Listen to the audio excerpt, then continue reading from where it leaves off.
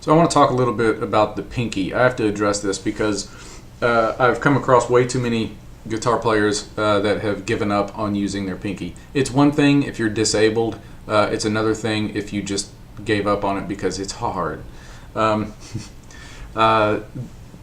pinky is a very, very weak finger. Guthrie Govan said it's God's little joke at our expense. 3.5 fingers. So, what's the secret? How do you use the pinky finger? Well, there's not really a secret. A lot of people look at Paul Gilbert and guys like that just seem to kind of have a really natural ability to use the pinky. I'm telling you now, this isn't really a scientific statement. I don't think there's anybody that has a natural ability to use the pinky. I certainly don't. If I had a natural ability to use the pinky, I wouldn't have had to practice on it. But I have to work on it every single day. It's like pedaling a bicycle up a really steep hill. As soon as you stop, you go backwards. And after a night's sleep, for whatever reason, this little guy here forgets how to play the guitar, and I have to reacclimate that finger to this instrument. So it's early in the day, so this is perfect. I get to warm up. So I'll kind of show you what I do just to get the pinky warmed up, but also some things you can do to build up strength with it, because you can. Everybody's hand is built differently, but that doesn't really play a part in the how your guitar playing ability with your pinky finger. I have relatively big hands. I've got long fingers, but that doesn't mean that I can play the guitar better with my pinky. It means that I can maybe naturally stretch a little further. I can just cover more ground just because of the size. I might have a little bit of strength in it naturally, again, just because of the size, but that doesn't mean I've got the dexterity. It doesn't mean that I have the accuracy with it. So it's something that I have to work on all the time. So what I like to do is just start with some kind of 2-note chord thing, just to get the pinky pressing down on notes, just to kind of keep the callus that's on there. So I might just start with some kind of a stretchy chord, because stretching really helps me exercise the pinky, because if you stretch out and then have to press down, that takes a little bit more effort. So if you're just starting, maybe don't worry about the stretchy chords. Just worry about your normal chords that use pinkies, like G's, and maybe some bar chords that use the pinky, like suspended chords, things like that. So I just like to start out just kind of just making sure that I can still get noise from a note that the pinky is fretting.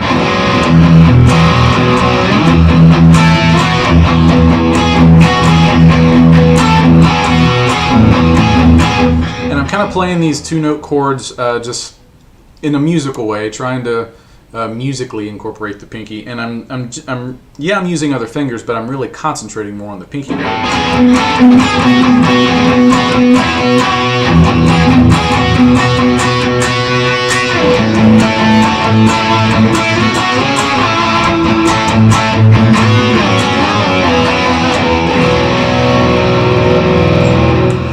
Then I might try some kind of a, if I'm feeling particularly stiff,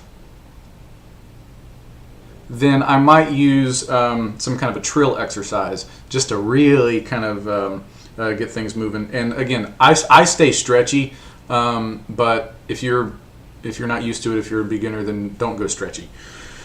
So you might do some trills, hammer-ons and pull-offs, but first just make sure you can get a hammer-on, and make sure you can do a pull-off, and make sure you get it clean.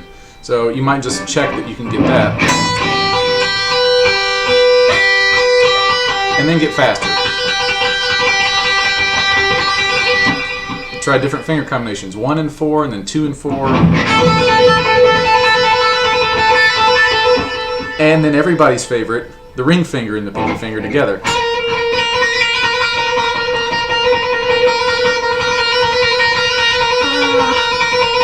And just go until you get tired. And it only takes a few seconds. But just go with it, That's a really good way just to kind of build up some strength. I don't know why more people don't do that, because that'll get you strong with the pinky. These two fingers here, kind of working with that combination. Okay, yeah, it's early, so getting the blood flowing. Then I like to do some kind of a legato exercise. Now, this is definitely not a beginner thing. Do the other things first. But if you really once you kind of get comfortable with that, then doing some kind of a legato exercise where the pinky is taking a lot of orders. Then something like that, where you go, it's a 6-note phrase in G, and you're just kind of going.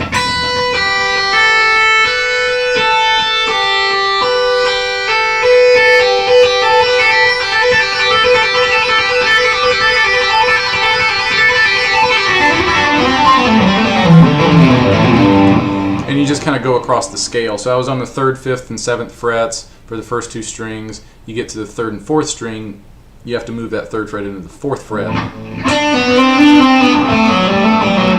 Then when you go to the 5th fret, then you're back to stretchy.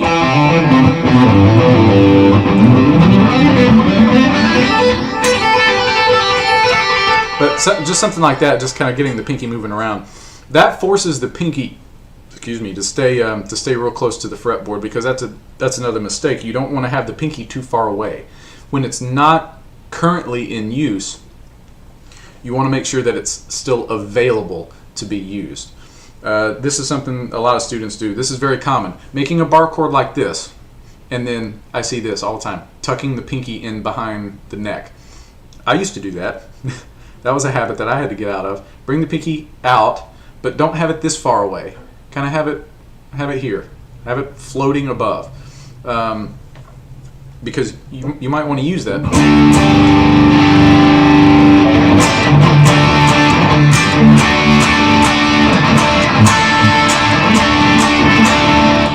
So I like to make sure the pinky is available to be used. So just a couple of tips with using the pinky. You can use it. Just because you might have short fingers or small hands doesn't mean that your pinky is any less useful than Jimi Hendrix's pinky. He still had to work on it.